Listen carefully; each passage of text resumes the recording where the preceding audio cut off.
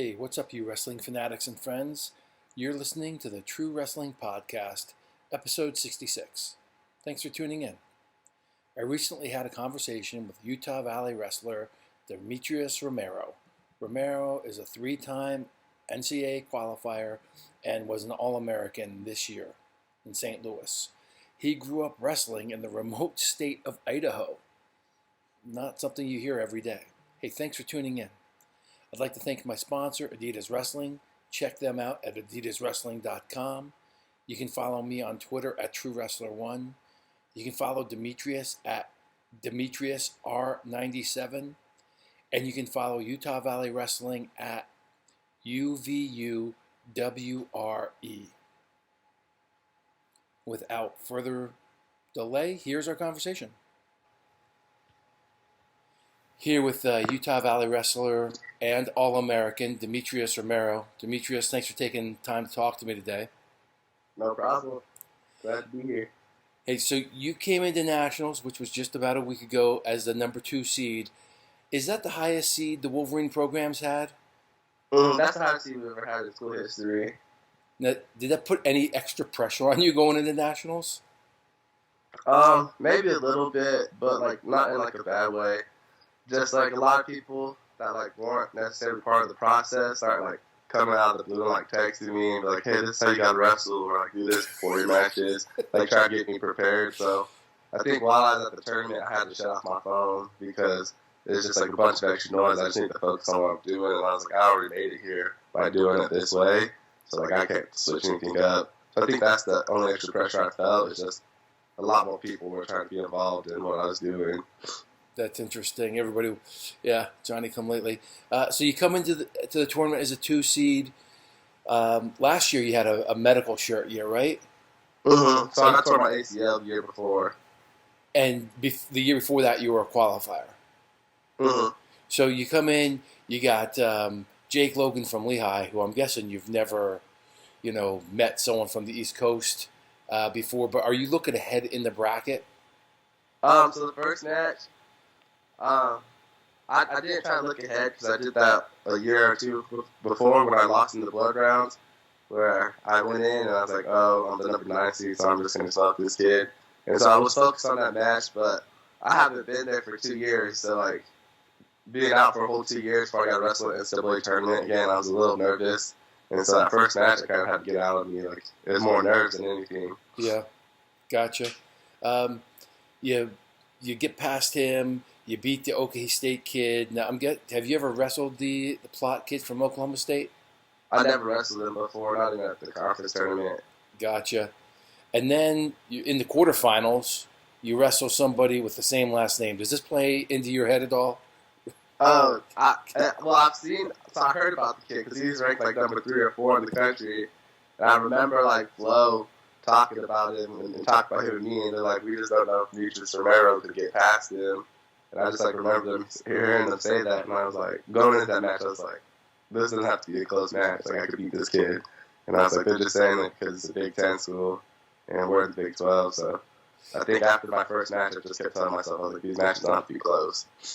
And so, I don't consume a ton of wrestling media, but it seems to me Utah Valley might not get as much national respect in the pre-NCAA tournament from all the pundits. Did you listen to any of that? Yeah, I heard a few podcasts and what people were having to say, and I saw when they dropped my seed, everyone was like, "Who's this number 2 seed? He doesn't deserve it." And same with our teammate Taylor Lamont, people kept saying "Oh, they're not going to All-American." But Taylor's a really tough wrestler, and so I was glad I was able to All-American alongside him because he always does a lot of work in the room and shows people the right way to do things. And I think we're at a good school. We just don't have 10 big-time recruits coming in every year. But we're pulling the guys in that we need. Gotcha. So you beat the Ohio State guy, and you're in the semis against the 3 seed, Starachi from Penn State. What's going through your mind there? So going into that match, I was pretty confident because Starachi had an overtime match with the Caleb Romero kid this year. Yep. I was okay, I just dominated him, so I just got to go get a takedown. And that's the biggest thing. I think my best, I'm the best in neutral. I think I was the best out on weight in neutral. But in the match, he had just, I felt like he had backed up, and like every time we hand fought, it was on the edge. And so when I did get attacks going, like he was using like the edge as a safety net, we never really wrestled too much in the middle. So I know I was irritated about that. And going into the second round, I realized I didn't get a takedown in the first round. I was like, oh, he's going to try to make this like a riding match where like we're going to have to ride instead of he doesn't want to wrestle me on my feet. And so I just knew I had to get away. But I didn't get away on bottom, which, that's what caused me to lose. Yeah. Okay. You go to the backside. You got Mike Labriola from Nebraska. Thoughts like after losing in the championship side, did it mentally affect you, or where are you at mentally at that point? So our coaches just told me like you gotta come back and take third.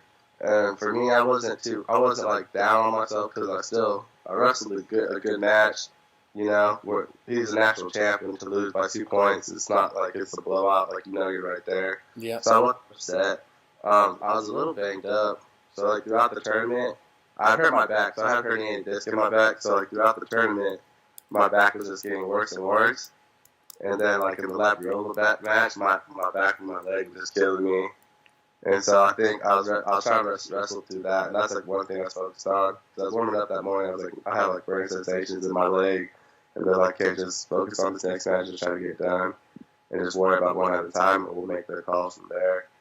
And so during that match, I was pretty confident I could beat Labriola, and I got out to a lead, and I think I just started trying to sit on my lead a little bit and like play a little defensively because I didn't want to keep going under him. Yep. He beat me 5-4 at the end, and after that, the coaches just called it because they just said it's best if like you kind of relax, like you're All-American. You got next year if you want to come back, so just rest your body up. How's your back right now? Is it still dinged up?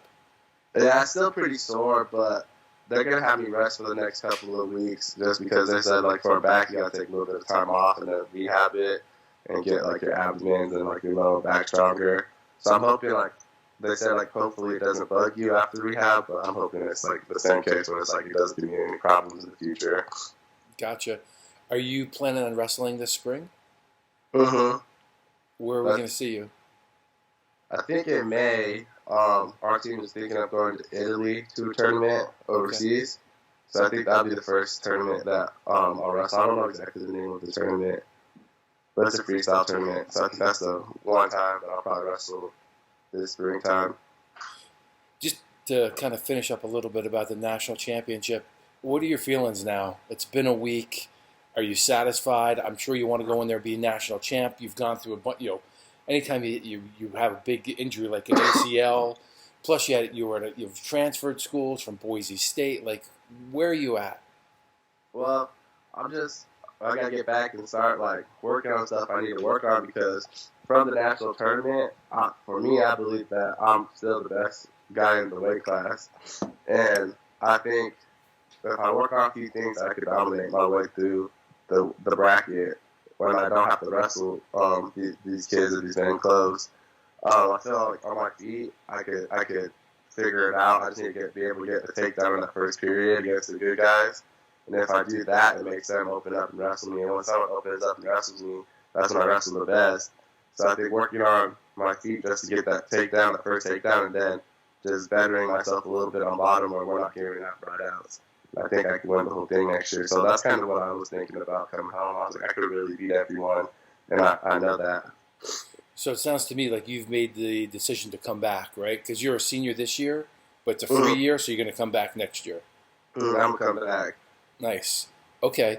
Having had a medical shirt, tearing your ACL last year, like sometimes, I don't know if you've had any of the big injuries, but sometimes people start feeling injury pressure, like, to stay healthy. Did you feel anything like that this year?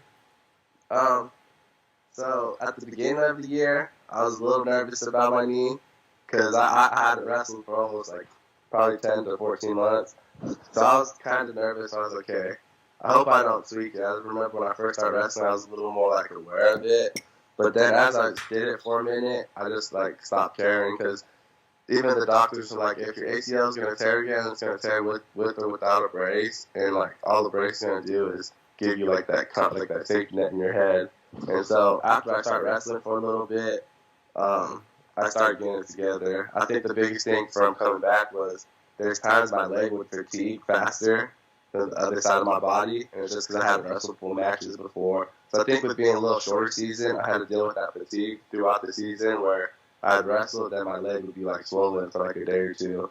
Oh, no kidding. And that's because we didn't wrestle too many matches. Yeah. Like season, so like you didn't really have time to get your body adjusted to fatigue like that. So I think that was the biggest thing for me.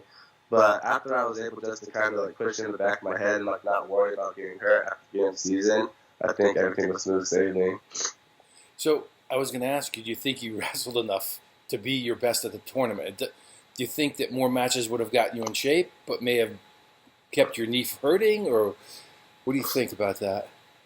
I think with how we had it set up, we did wrestle a decent amount of matches, but we had no turnaround, you know?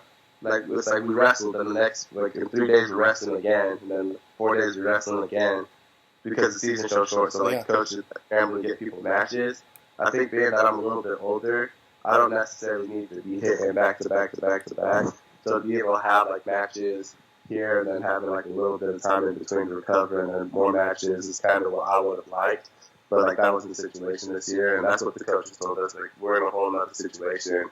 And so, like, we got to make the most out of it. And that's what I feel like our team did good at, is, like, just taking advantage of what we could control. Hey, for people who don't know much about Utah Valley, can you tell us a little bit about the program, Coach Williams, what the vibe is on the team? Okay. So, UVU, we're in the Big 12 wrestling. Great coaches. So, Coach Williams, he's been coaching here for a long time. I don't even know how long. But he's a great guy. He's always, one thing I really appreciate about UVU is it's like a family feel. And so I actually have 2 younger brothers that run track here. But when I got here, I thought it was going to be different because of the culture, but it really wasn't. You got half the kids on the team that are LDS, half that are just any religious domination or just like whatever. And they have a huge community of mentors. So I think for me, that's what has made everything like really easy is like coming into school. I thought like it'd be like a regular coach-athlete relationship, but it's not. They have like other people around you, like mentors, boosters that are like here to help you, not just on the mat, but off the mat, like in your career. It's like, hey, are you thinking about going in this field? I'm gonna match you up with a mentor that's in this field, so that you can get like experience in that. So I really enjoyed that about him. And because he like has taught us, it's not about just being a good wrestler. It's about being good in the classroom, being good in your personal life, and being good on the mat. And those are 3 things that he really holds up there. With our assistant coaches like Ethan Mockhouse, Akeem, Kimball, they all give us like that big brother feel or like father feel where like we have like all the kids on the team have like a personal relationship to our coaches. And so being able to wrestle for them, it's like when they tell us something, especially for me, like it's not something that's going to ever get you down or like, hurt your feelings. You don't think coach is on your side. They tell you these things to help you out and get better, and they really do have your best interest in mind. And so that's something I've really liked. And I feel like that's what's helped our recruiting is just how personable and relatable our coaches are, that we can pull like good kids here and there to UVU. And then the team as a whole, we have a young team, and I think we went 2 years ago. We had a pretty old team where about 6 of us in the lineup were ranked in the top 15 in the country. So we had a pretty tough team that year. But now, like, we're in that rebuilding phase where, like, we got a lot of young guys that are stepping up, and they're getting used to, like, the college wrestling. I knew how it was when I was a redshirt freshman in college. It's definitely different trying to, like, learn how to hand fight and wrestle that pace. But, like, all our kids are getting it there, and we had a good year of that where we had a process, and, like, we had a picture, like, a bigger picture in mind of what we want the program to be. And I think everyone on our team was bought in trying to get to that process and achieve that picture. Gotcha. Yeah, always, Utah always seems to put out a tough team, regardless of, some ebbs and flows, maybe not reloading like a Big Ten team, and I'm not sure they get enough national respect. You grew up wrestling in Idaho. It's been a while since Idaho has had much exposure at the NCAA level. Tell everybody a little bit about what it's like to grow up wrestling in the state of Idaho. Well, for me, so I started wrestling in high school, and like the kids that I had seen when I started wrestling was like Hayden Tula, John J. Chavez, Who else? They had a few other kids. Like Rich Lovett was there when he was a little younger than me, but I knew who he was. Jaron Chavez. We had a lot of like Fargo, like big names. We had a lot of like great guys in the country, like Michael Cook, where they're like nationally ranked in high school, like with big deals. So I remember kind of just being around that. I remember Hayden Tuma was in my weight class every year, and at the time Hayden Tuma was like the man in high school. He just won Fargo like 5 times. Yeah. It was like a Flow national channel multiple times. So those are people I was competing against. And then with Utah being right next door, that was like a rival's day because Utah was also known for having like pretty good like kids in high school. And so I just remember like going on like wrestling at my high school against all these kids that were supposed to be pretty tough going to D1 colleges, and then going to wrestle on Boise State, Utah, like the state duels, and like everyone was like, we gotta beat Utah. We just didn't like Utah at all. So I thought that was kind of crazy that I ended up in Utah. Because I know being from Idaho, everyone's like, we gotta beat Utah. Like that's the only team we want to beat. And so like we just did not like Utah. But they're always good. Like they're the ones that were like winning the tournaments or giving us the run for our money. So I always like that. And I think in high school, we haven't had a lot of lie because I felt like when I was in high school, the weights were pretty loaded. I wrestled with like 3 or 4 kids in my weight class that went D1 out of high school. And so it was definitely very different. And we had great coaching staff. So my coach was Kevin Wood, and he's in the Wrestling Hall of Fame for Boise State and for Idaho. And then his coach growing up was Bruce Burnett, and that was like the Olympic coach. Yeah. So I always had both of them kind of always chiming in and helping me out get better at wrestling. And then with all the thing that I like about Idaho is all the surrounding schools, if you're a good wrestler and they had good wrestlers, they're always hitting you up like, hey, come train in our school with us, like so we can have some workouts so we can get you better. And so I had like a lot of coaches from Idaho like influence my wrestling. I think that since I was so new to wrestling, because I only started when I was in high school, I had a lot to learn, and I felt like that bettered me because I was kind of like a sponge. I was like, I'm just learning this all for the first time. So what these people were like showing me, I was actually like going to take for a long time and apply to my wrestling. You said you started late compared to some people in high school. How did you get introduced to the sport? So I had a buddy, and he played football with me, and I remember I tackled someone, and he was like, hey, Demetrius, like, you have a good double leg. And I was like, what's a double leg? He's like, it's a takedown in wrestling. Like, you should come try wrestling like this year if you're not going to do anything in the spring. So I just moved to my high school. I was new to the area. And I was like, okay, like, I'll try it. And then I came, I tried it. And I just remember, like, my first tournament, I lost every match. It was a adult tournament. I just remember after I lost every match, like, I felt so bad. I was so embarrassed. I never felt like that before. And so I think after that, that's kind of what made me like in my head. I was like, okay, I got to get good at this, so like, I got to figure it out. Interesting. So losing at the first tournament fueled you to get better versus discouraged you. Mm-hmm. So like after the tournament, I didn't even go home with my parents. Like I was so like my family was there. I was so embarrassed to go home with them. I remember them like talking to me. They were like, hey, we're going to go grab some food. You want to come? And I was like trying to like hold back my tears and stuff. I'm like, no, I'm good. I think I just want to go home. And they're like, are you sure? And they kept talking to me. I was like holding back all like my frustration, like how I felt back. I was like, no, I'm good. I'm just going to go home. And then after that, it kind of just started taking off from there because I just wanted to be good. I think in sports, wrestling was like the one sport where when I did it right away, I just wasn't good at it. And most other sports is like when I started playing football, I picked up football, and I was good at football. When I grew up playing basketball, I picked up basketball, I was good at basketball. When I ran track, I was good at. So it was a sport that I wasn't good at right away. And so it took a lot of like learning and applying myself to be good at it. So has how you handle a loss, like in the 2019 season, are you driven by those losses, or how has it changed, or is it the same for you? It's the same. So I feel the same way. So like one thing I've always been good at is like being self-critical of myself. Like after I lose, I could go back and watch the match or know like what I did in the match. Like when I'm coming off, okay, this is what I did, this is what I need to do, or this is where I missed points. I'm usually very self-critical of that.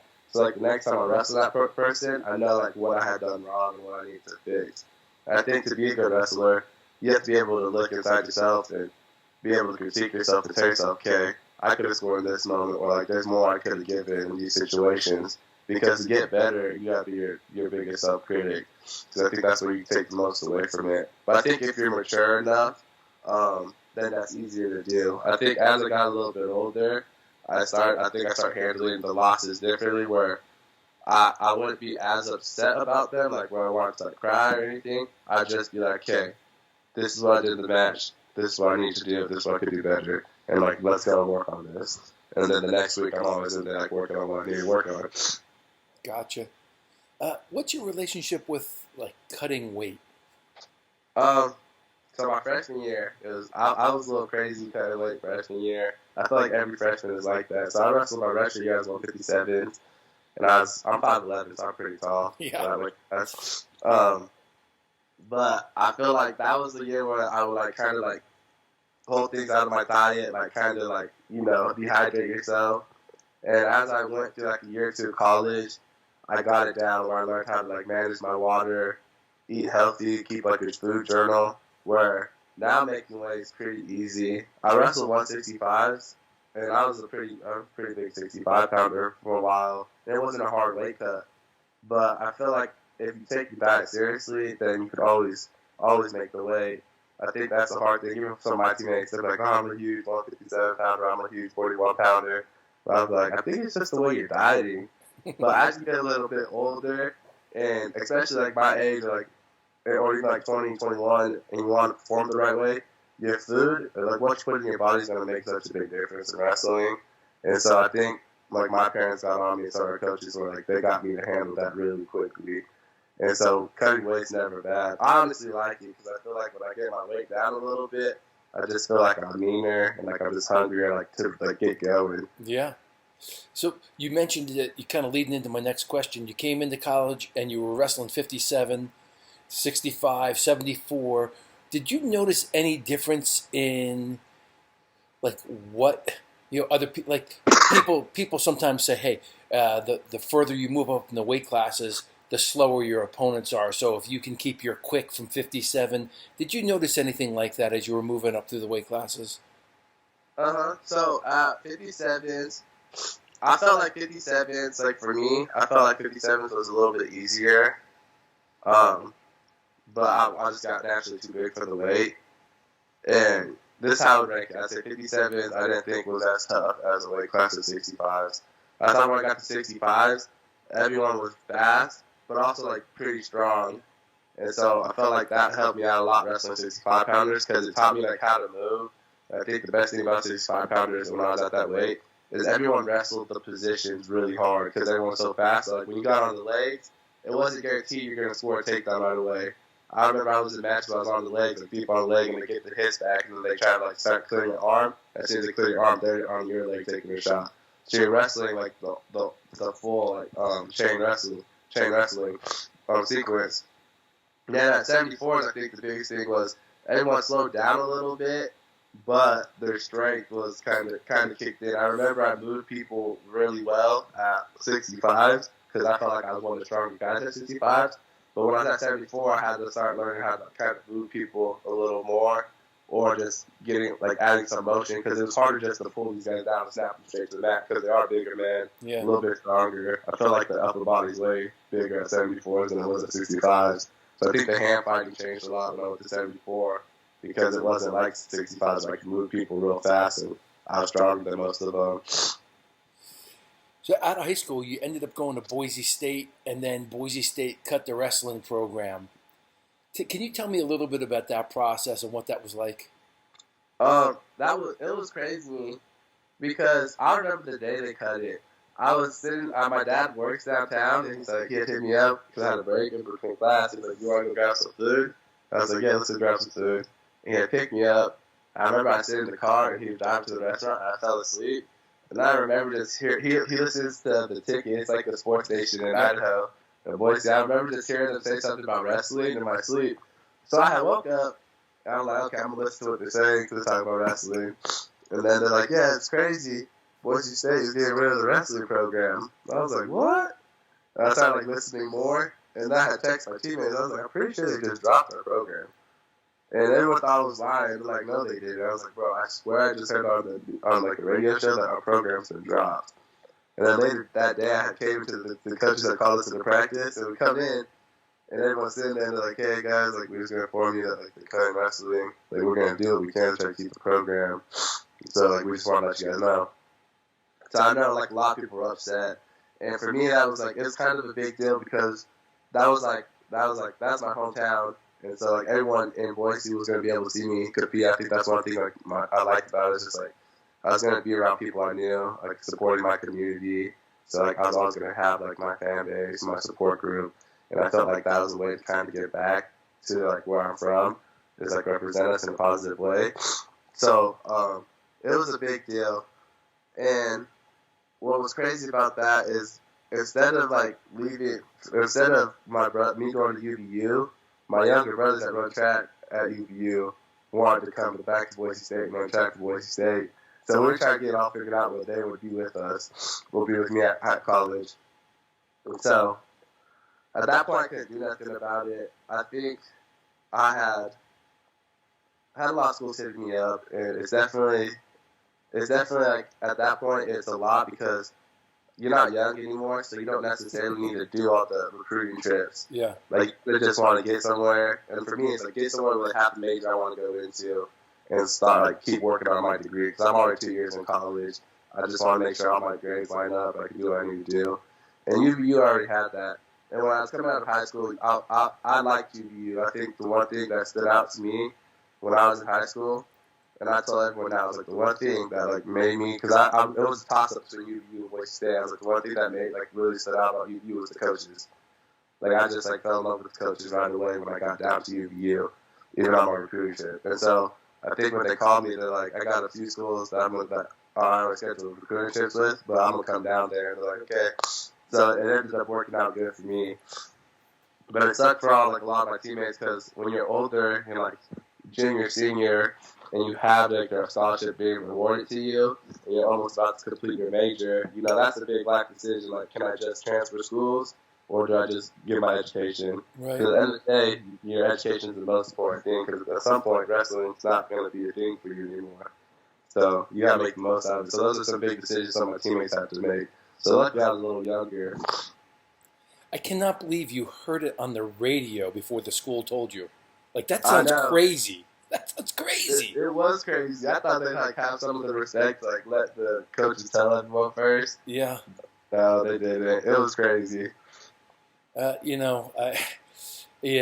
College administrators just don't seem to have any accountability when it comes down to some of their behavior. But, all right, I'm going to move on from there. Something you said, you don't wrestle forever. Grades come first. Where are you going to be in 10 years? What are you going to be doing? So I'm right now finishing my master's in marriage and family therapist in marriage and family therapy. So I want to open a clinic. So my younger brother, he has the same degree as me. So 10 years from now, we want to be moved to Georgia. That's where our family is from. So we want to move out there, open a clinic that will be able to help serve minority populations, since it's like underrepresented populations when it comes to mental health. So we want to get that rolling. I also, probably be wrestling for a few RTCs before then, because I want to wrestle a little bit longer after college. I think I have the ability to, especially the style, freestyle, because it's on our feet. So I don't think it'd be that hard of a transition for me, and I think that's what I'm best at. Gotcha. So family practice with your brother. Mm-hmm. He runs track. Do you guys ever, like, mess around? Like, did you guys grow up putting holes in walls, like, attacking each other, or what? We did. We're some pretty wild kids. So I know one year, like, we'd always be talking trash. They ran track. I played football and wrestled, and we'd always just be, like, talking trash. Like, one year, my brother's like, I could beat you in track meet. I was like, no, you can't. I could beat you in track meet. I think I was a senior in high school, and they were, like, juniors. And so they're like, okay, come run this open track meet. So, like, we all pulled up in, like, track gear at, like, an open meet where, like, you could sign up to be in it, and we all just, like, sign up for every event that we wanted to do, and race each other, just racing each other. And we always grew up wrestling, playing around in the house. We put a few holes in the house and, like, try to fix it ourselves, but we never got away with that stuff. Okay. We'd always get caught. But they wrestled for a little bit, too. So after I started doing it, they tried it out. And they did it for, like, 3 years, but it just wasn't their thing. Gotcha. Do you ever replay matches in your mind? Yeah, I feel like I do that a lot. I feel like I still get the same type of anxiety that I had in the match, that same type of anxiousness when like you're competing, like the nerves you get. That I still get that same type of feeling like I just haven't even wrestled a match. So Even if I watch. I'm sorry. Go ahead. I was gonna say, is there a specific match that you replay the most or not? But I think from this weekend, if I was replaying a match, I think that's the Rochi match. I replayed a lot. Yeah. Because there's like 3 times where I like camp on him and I pump faked him and I didn't go. And I was like, okay, like even though he's backing up, like I should have kind of just let it go right there. Yeah. And I kept thinking I was like, I should have let it go right there. And then I thought about like a few transitions in the match and I realized I was there again. I was like, I should have just let it go right there. Like telling myself like to kind of just let it go. Gotcha. All right. I want you to put on your King of the World, Demetrius. If you could improve college wrestling with any rule changes or format changes, is there anything that you would do? I'd change the stalling calls. So I think kind of how like the push out. I think you get shot out of bounds. I think it should be stalling because a lot of people wrestle the edge. Yeah. I think you should have to return the person in the middle of the mat instead of like trying to like run people off. Because I feel like with college wrestling, sometimes it could be slow. Because of the fact that if someone shoots out, it's action. I think if the person is working, then he should be rewarded the points to force people to wrestle. I think that can make the sport more exciting, where we're not trying to wrestle these 1 or 2 point matches, where like we're wrestling to score points, and it's hard to wrestle to score points when like the refs aren't forcing you to. And so I think the stalling rule could be changed a little bit, just so it promotes more action. I like it. Freestyle is interesting because you got the push-out rule, so you can score points from there. Yeah. But not necessarily push-out rule, but even if you get shot out, because now, if you're shooting someone out, it's action. Yep. Okay. What's been the biggest challenge you've experienced in wrestling? The biggest challenge I've experienced in wrestling, I guess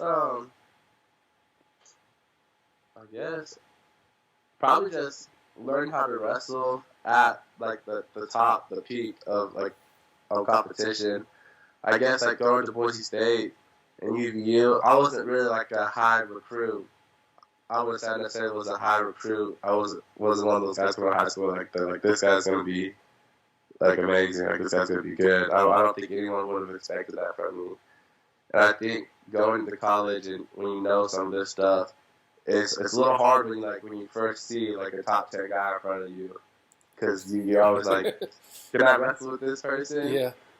And I think I wrestled like Imar. I remember my freshman year I wrestled Imar. He texted me. I was like, hey, like he was just next level good. Yeah. And there's a few other guys where like when they got to those rankings when they're up there, like they beat me, and then it just took me a minute to figure it out. Like I could wrestle with these guys, like even though like they're this good or like they're supposedly this good, like I could still wrestle them. And just kind of making that mindset.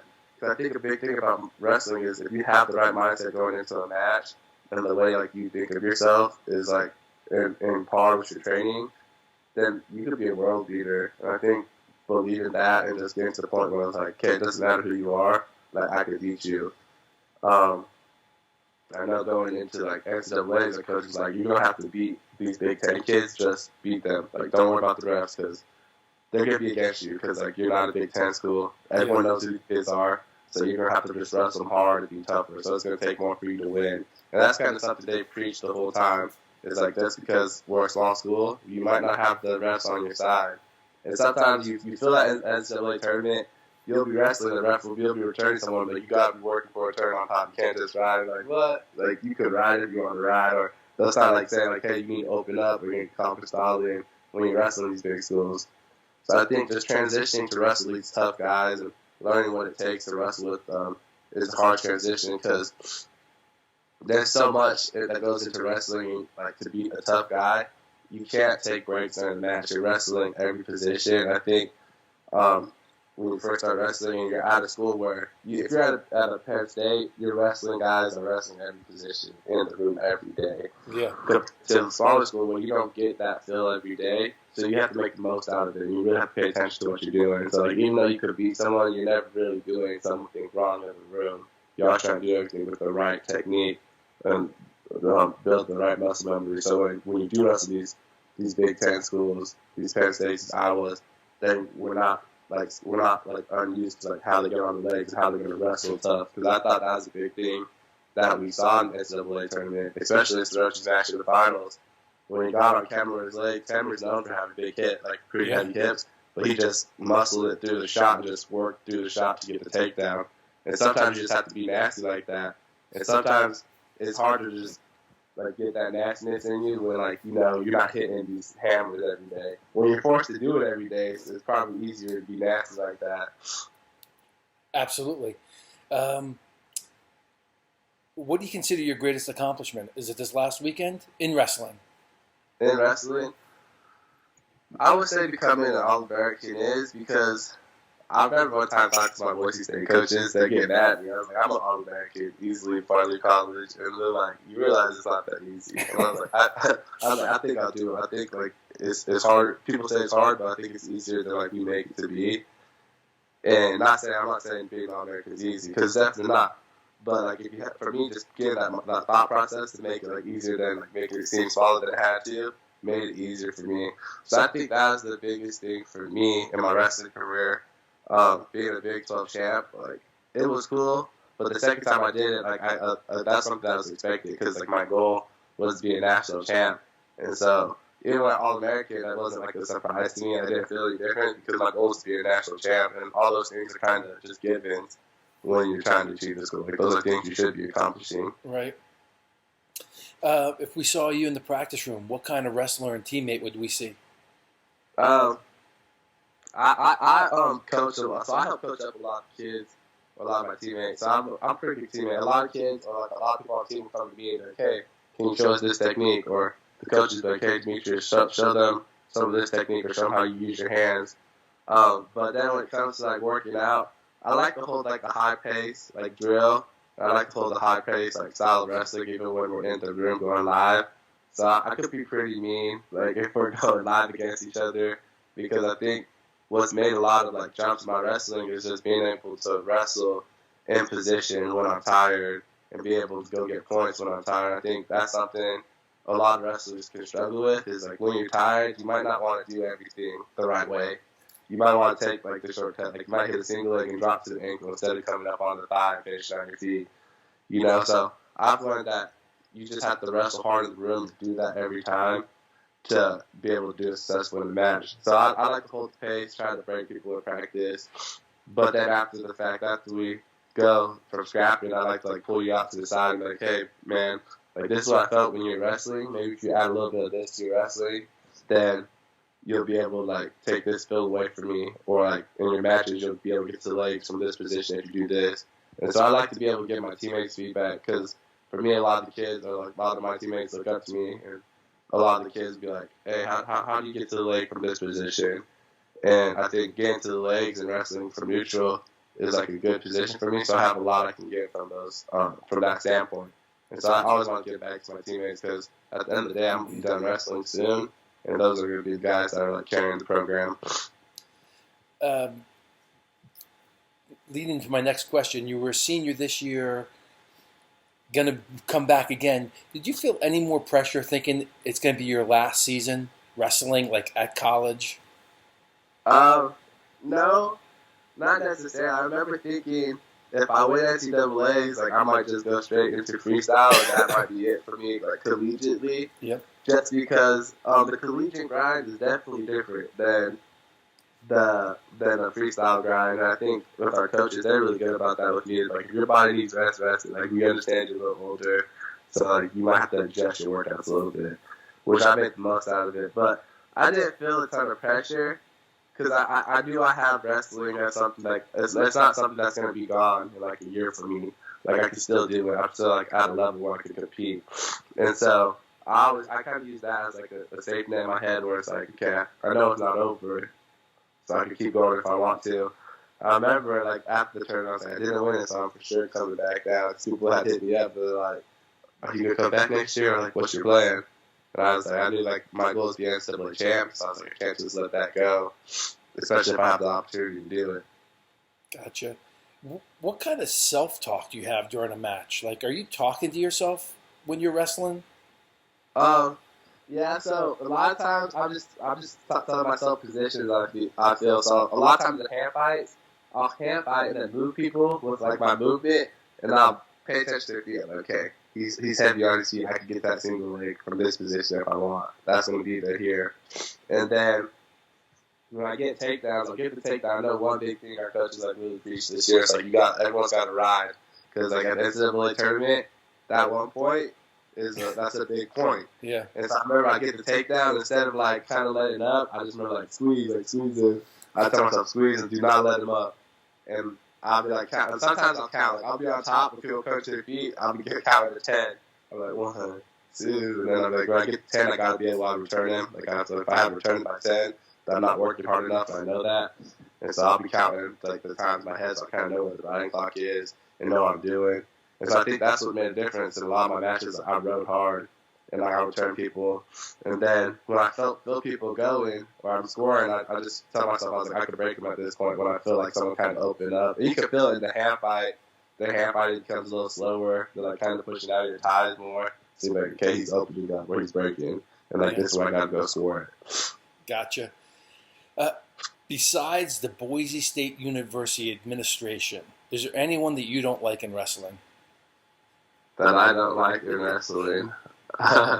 That's a hard one. You can pass if you want. I don't. Well, I don't know if I don't dislike anyone. That's a hard one. Okay. I think there's some characters in this year. I definitely thought AJ Ferrari was like a character, but I personally don't know the guy. I just feel like for me, I was like, oh, that's a little much. But he's a young guy, so maybe he's just loving it for like what it is. That's a great accomplishment he's had at like a young age. Like many people don't do that. Yeah. His kind of wild to me, in my opinion. Yeah. But I was always a person where I kind of liked the villains. So like when Tyler Berger was in college, he'd always be like, "Oh, I'm taking your head at the NCAA tournament." I was the type of person where I'd be laughing about that. I'm like, "Okay, like I hope you're gonna do what you just said you're gonna do." Yeah. Yeah, I think if anyone like I wouldn't say I dislike him. I just thought his personality really showed. It was just like not what I was really ever used to. Right. All right. Give me some one-word answers. One word. Okay. Funniest wrestler you know.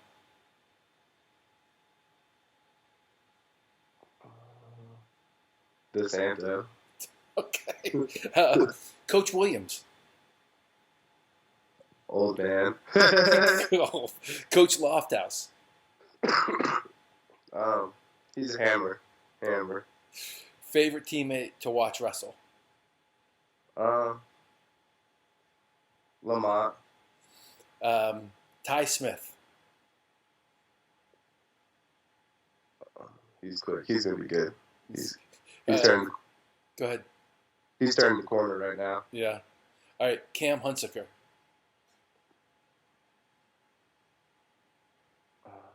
Lengthy.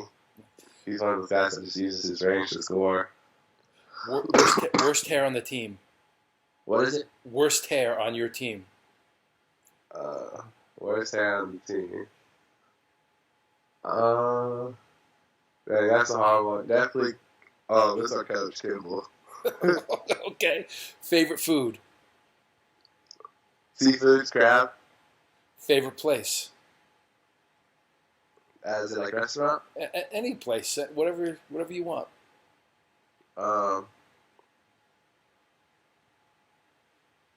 That's a hard one. Texas Roadhouse. I like to go out there and eat a lot. Okay. What's the most distracted thought you've ever had during a wrestling match? Most distracted thought.